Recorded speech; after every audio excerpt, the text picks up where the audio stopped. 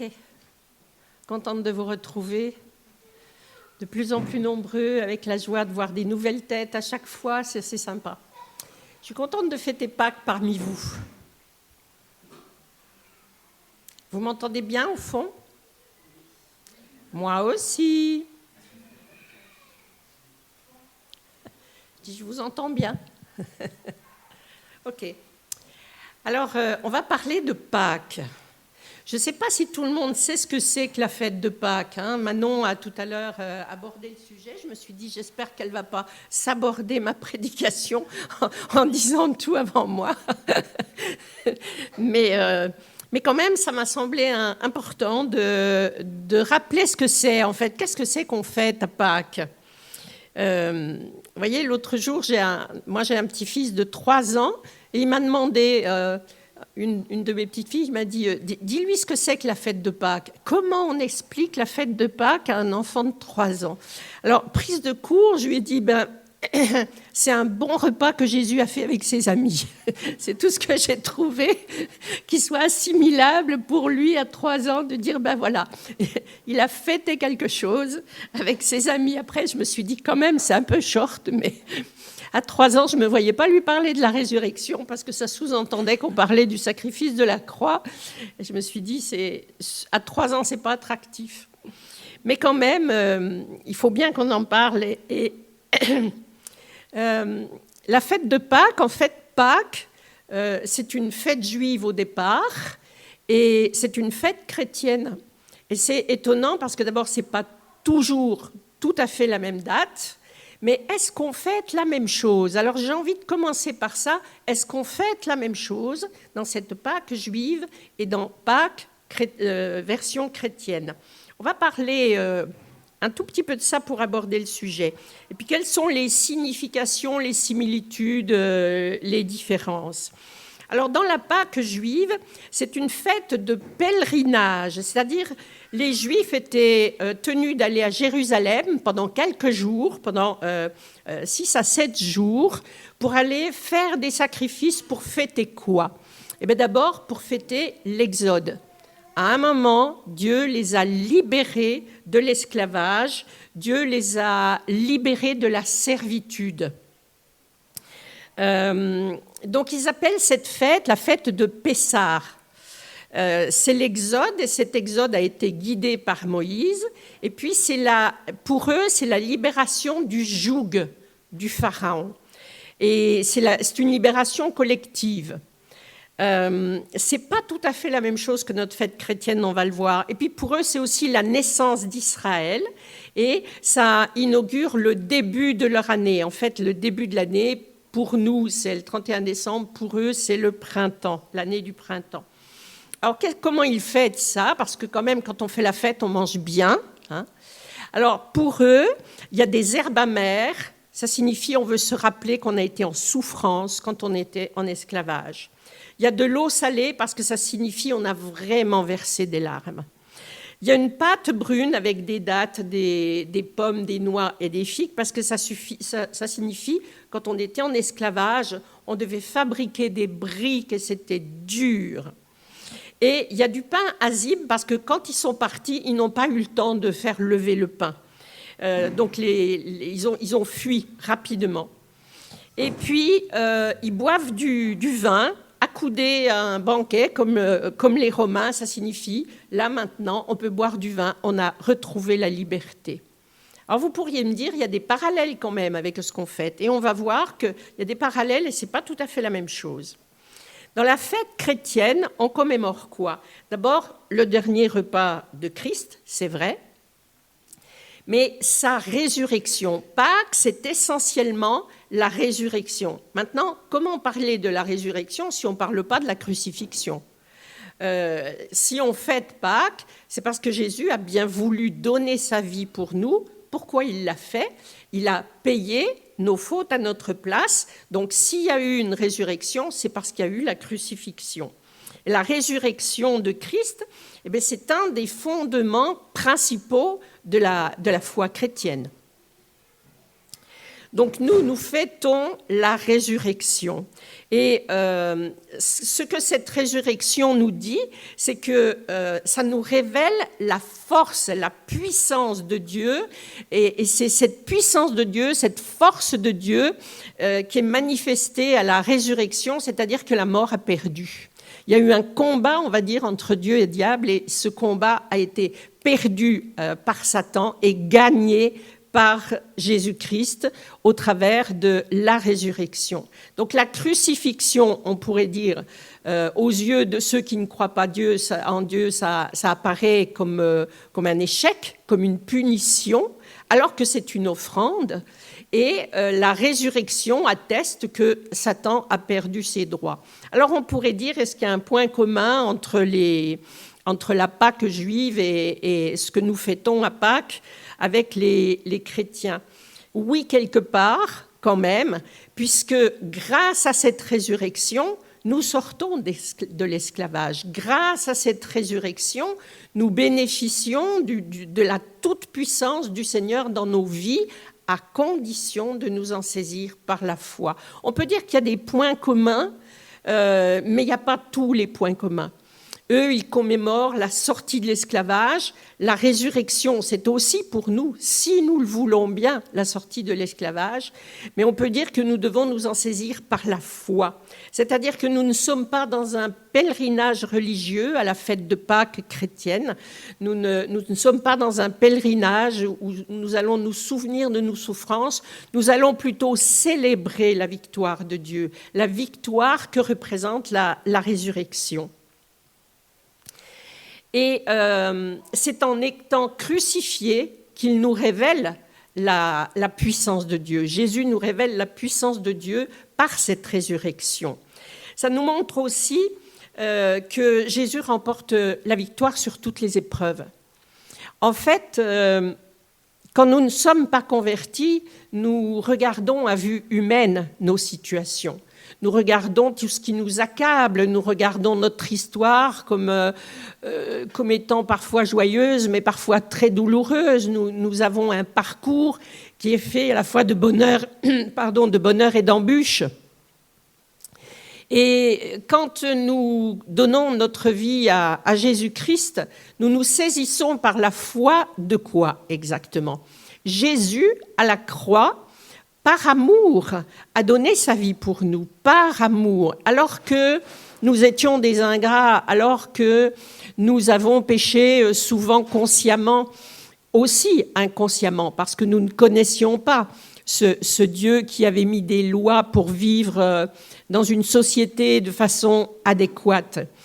Et en acceptant de payer pour nous, en acceptant de payer nos fautes, notre facture, celle que nous ne pouvions pas payer, eh bien, il a pratiqué un acte d'amour, un acte de grâce qui est absolument incroyable, parce qu'à aucun moment il s'est mis en colère contre nous, à aucun moment il nous a haïs, à aucun moment il nous a reproché sa souffrance.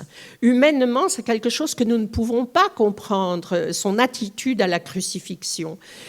Accepter d'être dépouillé de sa dignité, accepter de payer à la place des autres, accepter de ne pas gémir et de ne pas maudire, alors que toute la cruauté était dirigée contre lui, accepter de porter dans sa chair le châtiment qui nous revenait, c'est quelque chose qu'humainement, je pense, on ne peut pas intégrer. Cette dimension d'amour, elle est inaccessible pour nous. Personne ne peut faire ça, mais même personne ne peut le comprendre en réalité. Et pourtant, Jésus l'a fait. Mais il a fait plus que ça. Si on s'arrête à la croix, j'ai souvent pensé à ça, parce qu'on a souvent dit je porte à la croix mes fautes, je porte à la croix mes souffrances, je mets à la croix. Et quand même, ce que nous fêtons à Pâques, c'est la croix dépassée. C'est-à-dire Jésus est allé bien plus loin que la croix. Oui, il est mort. C'est-à-dire qu'il n'y a pas de sang plus précieux que le sien qui a coulé pour nous. Son sang précieux a coulé pour nous. Le Fils de Dieu a donné son sang pour nous. Donc, il n'y a pas de rachat plus cher et plus précieux que celui-là. Mais plus que ça, à la Pâque, ce que nous commémorons, c'est la puissance de la résurrection. C'est-à-dire qu'il ne s'est pas contenté de mourir et de remonter vers son Père. Il est revenu sur terre, il est ressuscité, il a manifesté la puissance de la vie sur la mort. Et je crois que nous avons parfois du mal à réaliser ce qui est entre nos mains. Puisqu'en fait, à la Pâque, il nous a fait ce cadeau de ressusciter. C'est-à-dire, il a dit « j'ai vaincu pour vous, j'ai vaincu pour vous ». Et ce que nous fêtons à la Pâque, c'est cette puissance de résurrection, ce pouvoir de la vie sur la mort, ce pouvoir de guérison sur la maladie, ce pouvoir de résurrection. Il me semble que nous avons besoin de nous réapproprier ce que veut dire vraiment la résurrection pour nous. Nous pouvons en faire, comme la Pâque juive, un souvenir. Nous pourrions dire « Je me souviens que j'ai galéré, je mange les herbes amères, je bois de l'eau salée parce que je me souviens que j'ai beaucoup pleuré, et je mange une nourriture très compacte parce que je me souviens que mon travail a été laborieux et que j'étais en esclavage, et je mange un pain azime parce que j'ai dû fuir pour être enfin sauvé, guidé par Moïse, et je me souviens de tout ça, et je célèbre par un verre de vin pris debout la fête de la libération de l'esclavage. Mais ça, c'est juste en fait, hein, c'est juste. Cette Pâque-là est juste. Mais pour nous chrétiens, elle est limitée, elle n'est pas suffisante. Commémorer la Pâque, ce n'est pas seulement se souvenir. Commémorer la Pâque, c'est aussi dire, mais cette puissance de résurrection, cette puissance de vie, elle est actuelle. Elle est actuelle, puisque Jésus, quand il est ressuscité, qu'il est reparti au ciel, il a dit « Je ne vous laisse pas seul ».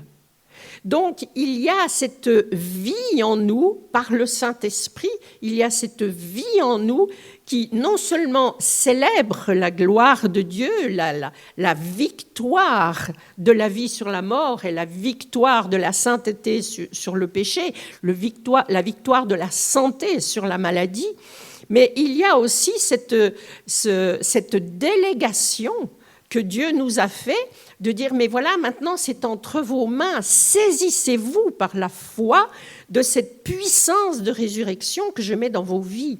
C'est un petit peu comme si Dieu a mis devant vous ce bon repas et tous ces mets délicieux que nous allons manger, partager tout à l'heure, et il a mis devant vous le pain, le vin, et c'est comme si vous disiez « c'est génial », mais avec les bras derrière le dos et vous ne vous en saisissez pas.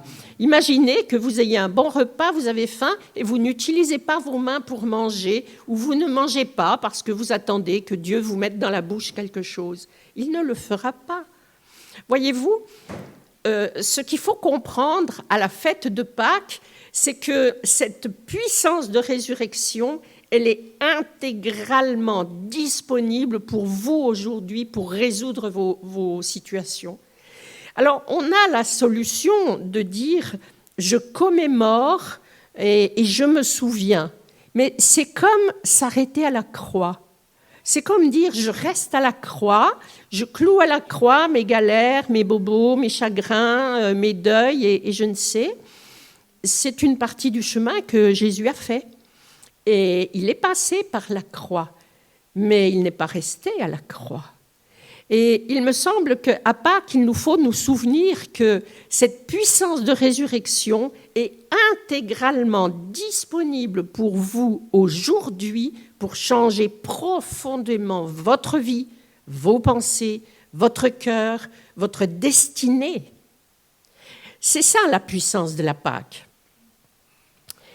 Alors, Pâques chez les Juifs, c'est le début de l'année, c'est le temps de la moisson là-bas, là où ils sont.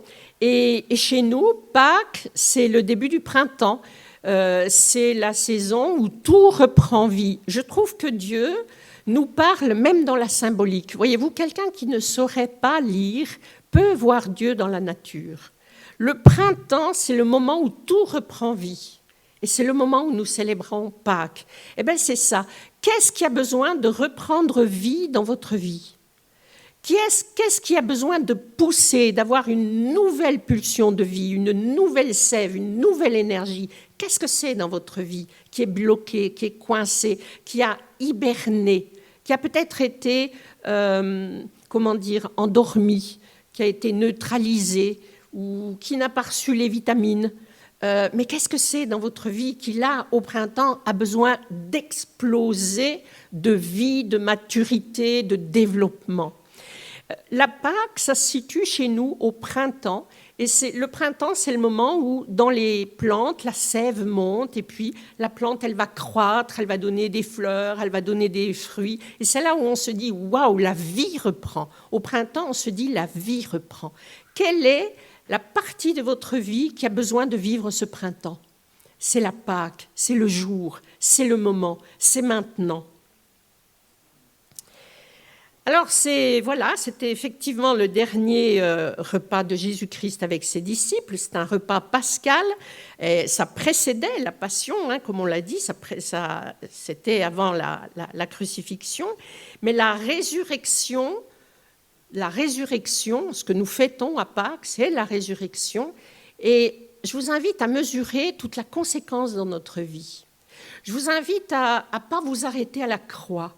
On y passe à la croix. Merci Seigneur parce que tu l'as fait. Si tu ne l'avais pas fait, on serait encore en train de courir après les pigeons et après les bœufs pour savoir comment on t'offre une fois par an un sacrifice, non seulement un sacrifice de reconnaissance, mais un sacrifice de purification. Merci Seigneur parce que tu as payé.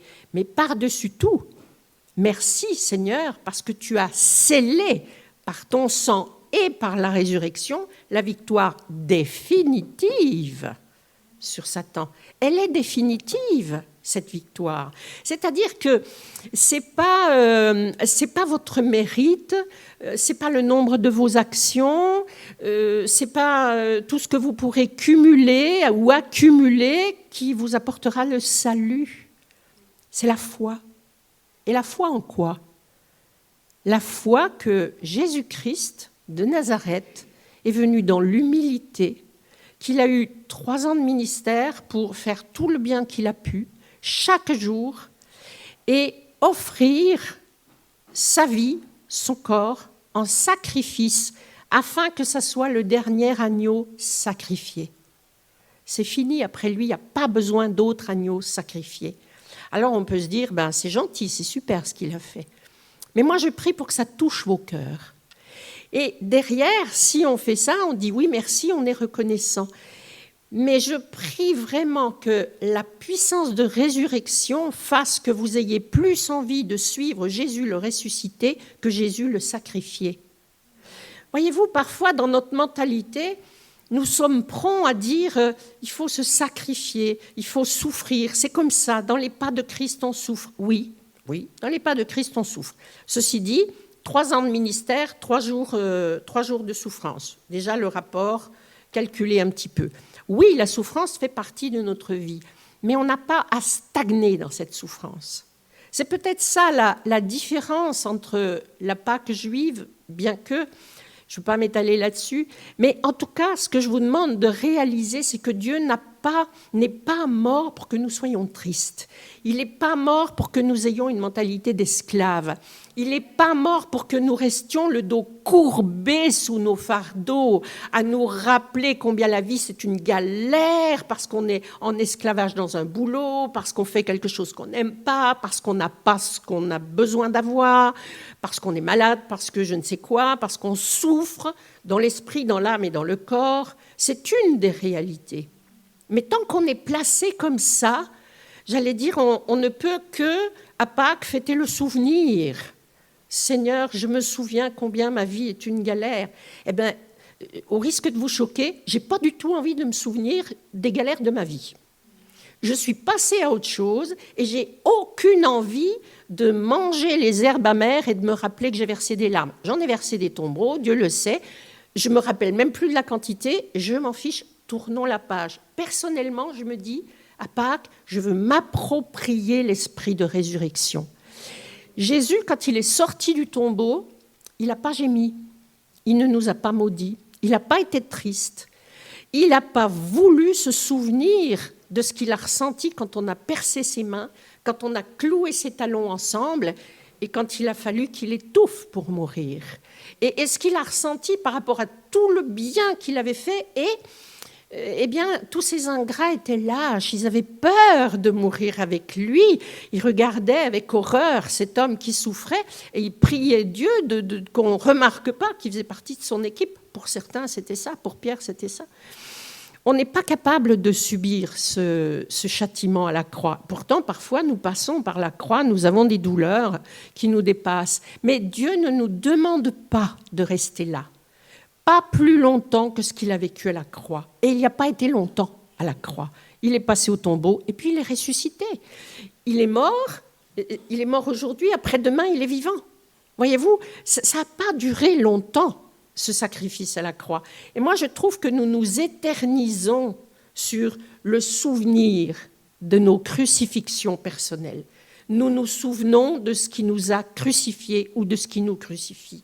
Et aujourd'hui, pour cette fête de Pâques, j'ai plutôt envie de vous dire, célébrons cet esprit de vie, célébrons cet esprit de résurrection, accueillons cette toute puissance du Seigneur, parce que le Seigneur, la Bible, elle nous dit que après lui, il y a d'autres dieux, il n'y en a pas, et après lui, il n'y en a pas. Il est l'alpha et l'oméga, c'est lui, c'est l'unique, c'est le seul, c'est le premier, c'est le dernier. La puissance de résurrection, elle est maximum.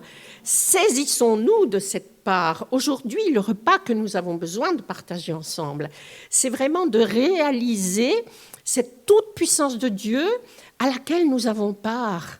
Il dit, viens mon enfant, par la foi, si tu crois que je suis le Fils de Dieu, si tu crois que j'ai payé pour toi, saisis-toi de cet esprit de résurrection, bouge tes circonstances, dis à la montagne de tes épreuves qu'elle doit dégager,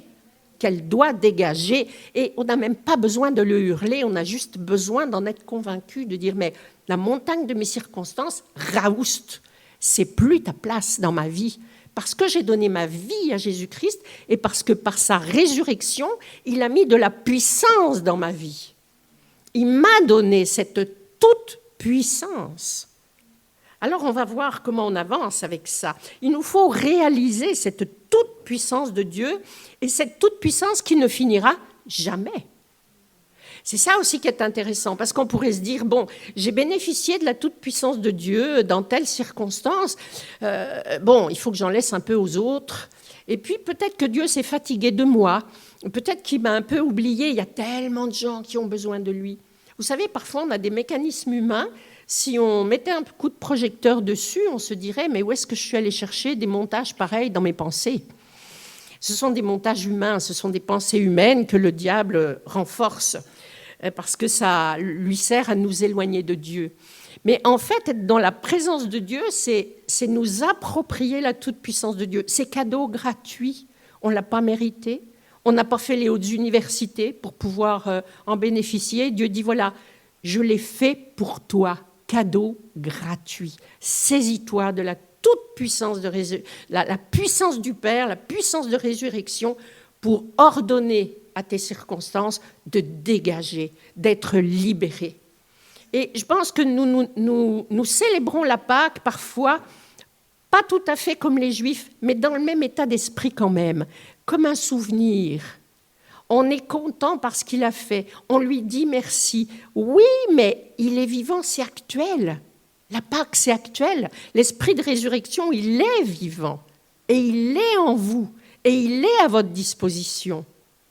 Alors, si vous avez faim, mangez-le, prenez-le, saisissez-vous. C'est-à-dire, s'il y a des circonstances, si vous avez des besoins, allez, faites-le. C'est un petit peu, je pense aussi qu'il y a une fausse croyance qui serait de dire « Dieu fait pour moi ». Oui, Dieu l'a fait pour vous. Maintenant, il dit « Agis, je t'ai donné le pouvoir d'agir, proclame, fais-le ». Et parfois, nous sommes timides avec ça et nous espérons que Dieu va le faire pour nous. Seigneur, guéris-moi de la maladie. Le Seigneur, il dit, mais proclame ta guérison, proclame l'esprit de résurrection et de guérison dans ta vie. Alors, cette victoire, en fait, elle dit que nous devons, notre salut, en fait, c'est la foi qui nous permet de l'avoir. Le sacrifice a été fait. L'esprit de résurrection est là. Qu'est-ce qui fait que les uns sont sauvés et les autres ne sont pas? C'est la foi. Est-ce que je me saisis par la foi? Est-ce que j'accepte de dire Seigneur par la foi? Ça veut dire que ce n'est pas intellectuel, ce n'est pas rationnel, c'est j'accueille, je crois, j'accepte de croire que Jésus-Christ est le Fils de Dieu, qu'il a payé cette facture pour moi, que c'était un amour incroyable et que je ne pourrais jamais réaliser, et surtout que je ne méritais rien. C'est cadeau gratuit. C'est la grâce. Alors, j'accepte. C'est-à-dire, on ne le rationalise pas, on n'essaie pas de dire, mais est-ce que c'est vrai? Comment il a fait? Et puis, est-ce que je le mérite? On essaie de se compter les points. Tout ça, vous oubliez. Ce n'est pas comme ça que ça marche. C'est, j'ai la foi en quoi? J'ai la foi en qui? Et j'ai la foi pourquoi? Alors, j'ai la foi que le sacrifice de Jésus est réel, j'ai la foi que la puissance de résurrection a été manifestée, il y a des gens qui l'ont vu, il y a des écrits, il y a plusieurs témoins de la résurrection de Dieu. Et pourquoi j'ai la foi? C'est la clé de mon salut. Tout est offert, mais saisis. Saisis. Dieu n'est pas un abuseur. Saisis par la foi. Alors, est-ce qu'il y a eu des gens qui ont eu la foi? Job. Exemple, hein. Job 19, 25.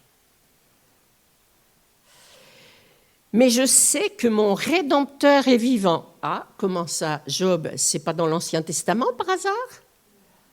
Ah, c'est bizarre. Job, un homme très heureux, un homme qui a plongé dans un gouffre de souffrance tel que je ne souhaite pas le vivre, et tel que je ne vous souhaite pas le vivre, et un homme qui est ressorti par la grâce de Dieu du gouffre de souffrance et que Dieu a béni encore plus la deuxième fois que la première fois. Mais il a quand même été le test. Satan a dit, laisse-moi le cribler celui-là. Et Jésus a dit, d'accord, mais je ne te donne pas sa vie. C'est-à-dire, laisse-moi le cribler, tu verras, quand je vais le cribler, il va t'abandonner.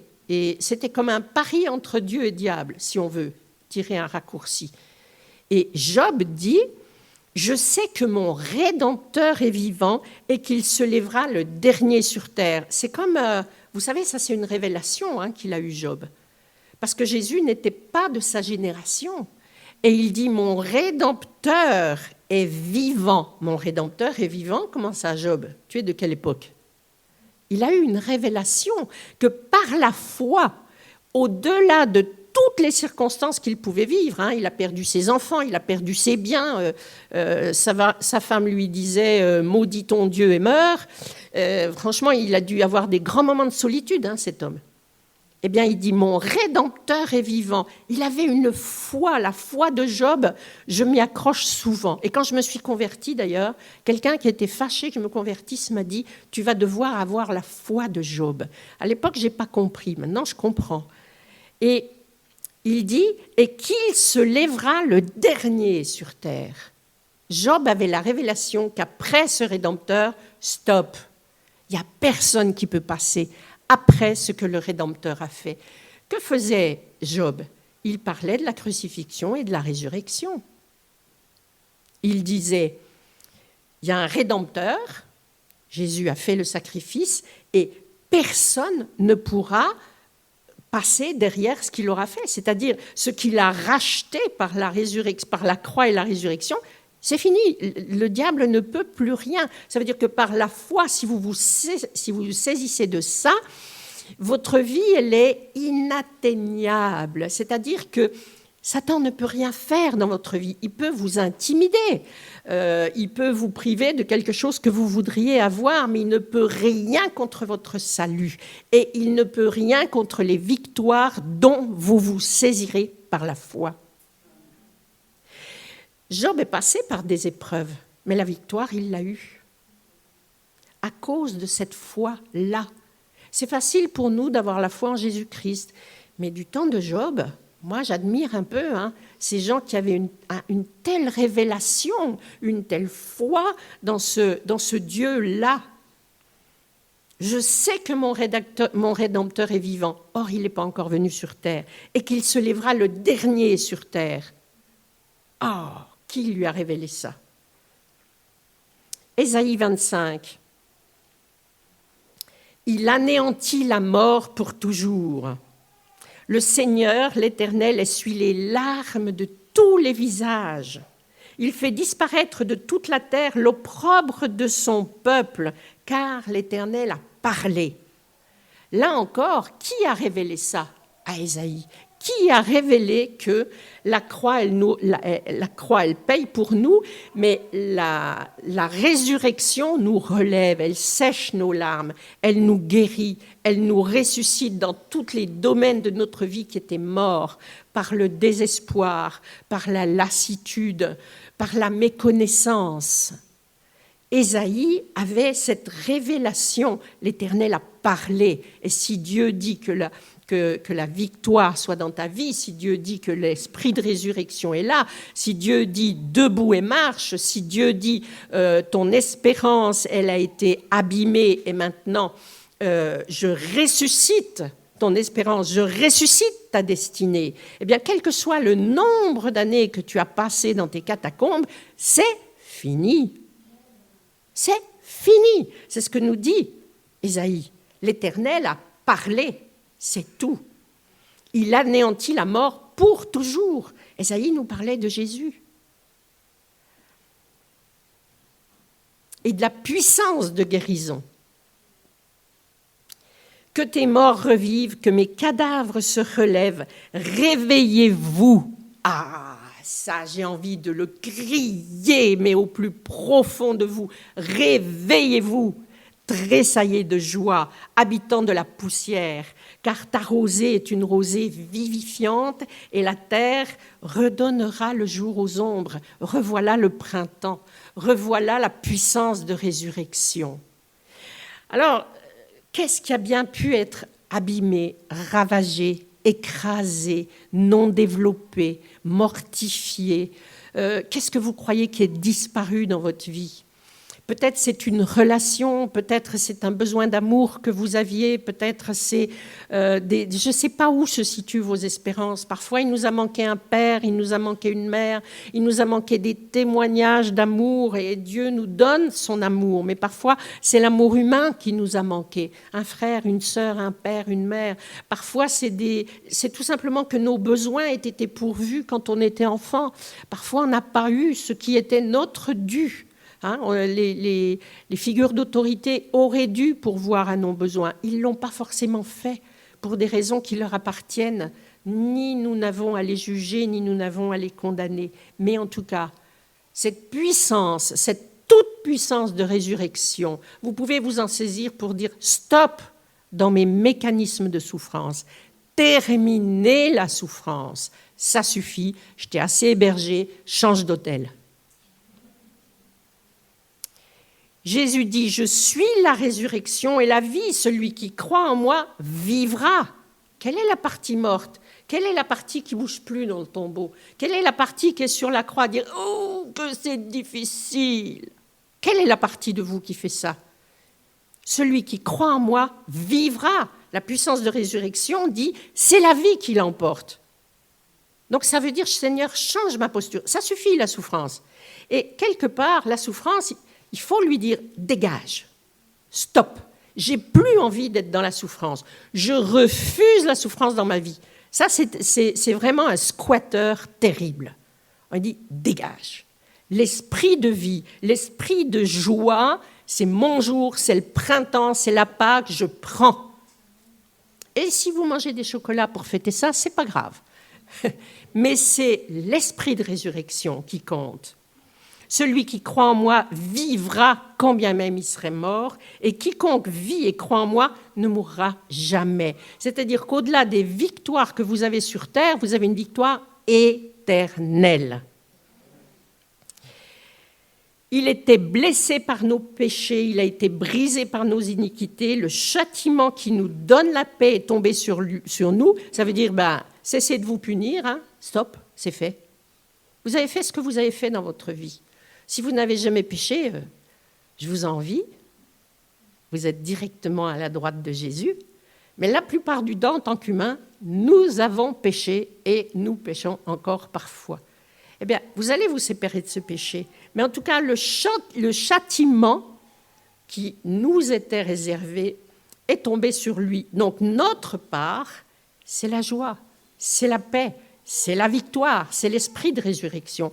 Voyez-vous, je ne suis pas en train de dire il faut nier la croix, je suis en train de dire elle existe, elle a existé, la croix, mais notre part, c'est la résurrection. Aller de l'avant, c'est se saisir de cet esprit de résurrection. Qu'est-ce que vous avez besoin de voir se développer dans votre vie? Vous êtes guéris, vous êtes affranchis, vous n'êtes plus esclaves, vous êtes affranchis. Vous pouvez retrouver vos forces, vous pouvez retrouver la belle destinée telle que Dieu l'a prévue pour vous. C'est mieux que ce que vous pouviez espérer. Et dans Philippiens, il nous est dit, afin de connaître Christ et la puissance de sa résurrection. Voyez-vous, connaître Christ et la puissance de sa résurrection. Et la communion avec ses souffrances, on y passe de temps en temps en devenant conforme à lui, dans la mort. C'est-à-dire on passe par des morts, c'est vrai, il y a des choses qui nous font mal, il y a des couples qui divorcent, il y a des gens qui meurent, on est parfois atteint d'une maladie, c'est galère pour en guérir. Oui, il y a des morts dans notre vie, mais la puissance de résurrection, elle est là, elle est supérieure, bien supérieure. Cet esprit de vie est bien supérieur à ce qui voudrait nous anéantir, nous mettre par terre, nous tuer, nous démolir dans le moral et nous empêcher d'aller de l'avant. Donc on va se saisir de cette puissance. La résurrection nous remplit de joie, elle nous remplit de force. Nous avons affaire à un Dieu de compassion et son amour est immense. C'est un Dieu qui nous adopte. Voyez-vous, c'est un Dieu qui nous adopte. Et cette adoption-là, elle n'a pas de fin. C'est quand même important. Et ça ne veut pas dire que Dieu éteint sa justice. La loi, Dieu ne l'a pas abolie, mais il l'a accomplie à la croix. Il a porté le poids de nos fautes. Ça veut dire que nous n'avons pas à rester sous ce joug de mauvais comportements, de mauvaises pensées. Nous n'avons pas à rester sous ce joug. Seigneur, sors-moi de mes esclavages. Seigneur, sors-moi de mon errance. Seigneur, sors-moi de tout ce qui me freine, de tout ce qui me démolit, de tout ce qui me tire par terre. Sépare-moi des gens qui me tirent par terre. Parfois, il faut oser aussi faire cette prière. Alors la Pâque, c'est un jour d'adoration. C'est un jour où notre Sauveur a eu la victoire. Nous fêtons la résurrection et nous pouvons par la foi nous saisir de cette victoire. C'est un jour de guérison. C'est une victoire manifestée. Il règne et il intercède pour nous. Saisissons-nous. Alors cette victoire acquise dans 1 Corinthiens, Dieu qui a ressuscité le Seigneur nous ressuscitera aussi par sa puissance. Béni soit Dieu, le Père de notre Seigneur Jésus-Christ, qui dans sa grande miséricorde nous a régénérés. Ça c'est 1 Pierre 1, verset 3 qui dit « Il nous a régénérés pour une espérance vivante. » Une espérance vivante. C'est toute la différence entre « Je te dis Seigneur, merci pour ce que tu as fait pour moi. » Bon, c'est de la reconnaissance. Mais j'ai l'espérance vivante que ma circonstance, elle va bouger, que ma prière, elle va se réaliser, que la maladie va s'en aller, que ma famille va se convertir, que mes bien-aimés seront sauvés, que tu vas changer ce qui est devant moi et qui est un Everest à gravir. Eh bien, je dis à l'Everest, pousse-toi, je passe.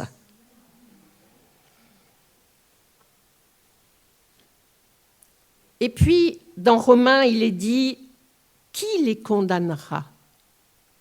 Et vous savez, dans notre identité de chrétien, nous sommes comme des plantes à la sortie de l'hiver, tout frêles, pas bien arrosées, pas assez de lumière, tout timide, tout pas fort. C'est dommage. Parce que la puissance de résurrection, je l'appelle dans vos vies, comme je l'appelle dans la mienne. Qui nous condamnera parce que nous avons la foi en un Dieu puissant? Qui nous condamnera parce que nous avons la foi en un Dieu d'amour? Qui nous condamnera parce que ce qu'il dit est vérité et que nous y croyons? Qui nous condamnera parce que la parole de Dieu guide nos vies? Qui nous condamnera? Bien souvent, les gens qui nous condamnent se convertissent. Les plus violents qui nous condamnent finissent par se convertir. J'ai vu ça, moi, dans ma vie, quelqu'un qui me combattait de façon virulente dans la famille, et puis il a plié le genou devant Dieu.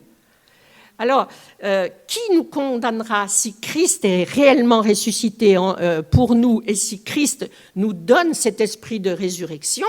Ne soyons pas des chrétiens qui se cachent derrière l'ombre de l'hiver, c'est-à-dire derrière l'ombre de la mort pour pas déranger ceux qui sont morts. Ne faisons pas de bruit parmi les morts. Non!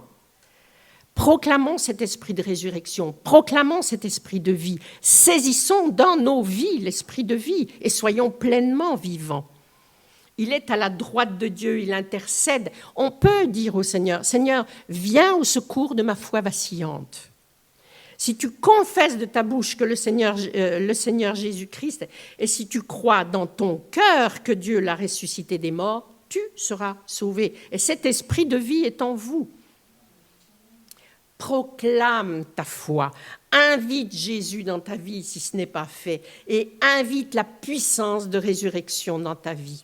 Alors je voudrais qu'on prie maintenant, je vais prier pour vous, mais je voudrais que vous priez, je voudrais que vous puissiez dire, d'abord si vous n'avez pas donné votre vie à Jésus-Christ, franchement c'est un bon jour pour le faire. Et nous allons demander au Seigneur d'entrer dans nos circonstances, et surtout nous allons lui dire, Seigneur, j'invite ton esprit de résurrection dans telle et telle circonstance. C'est vous qui connaissez vos vies. Alors, invitez-le dans les circonstances qui vous coincent, qui vous piègent, qui vous maintiennent courbés, alourdis, défaillants, qui vous empêchent, un peu comme une ancre qui empêche le bateau d'aller de l'avant. Eh bien, on va larguer les amarres, si vous en convenez. On va vraiment inviter cet esprit de toute puissance, cet esprit de Pâques, cet esprit de résurrection dans nos vies, parce que nous voulons voir cette réalité dans nos vies. Alors je vous invite à vous saisir par la foi de la puissance de la parole de Dieu. Nous allons prier. Seigneur, je te remercie pour le service à la croix. Et je te remercie parce que c'est une libération de notre statut d'esclave, de notre statut de personne handicapée dans notre esprit, dans notre âme et dans notre corps. Seigneur, je te remercie parce que tu as payé le prix, je n'ai plus à le faire. Et je te remercie, Seigneur, pour surtout la puissance de la résurrection. Je te remercie parce qu'après toi, il n'y a pas d'autre Dieu, il n'y en a pas de plus puissant que toi et il n'y en aura pas d'autre.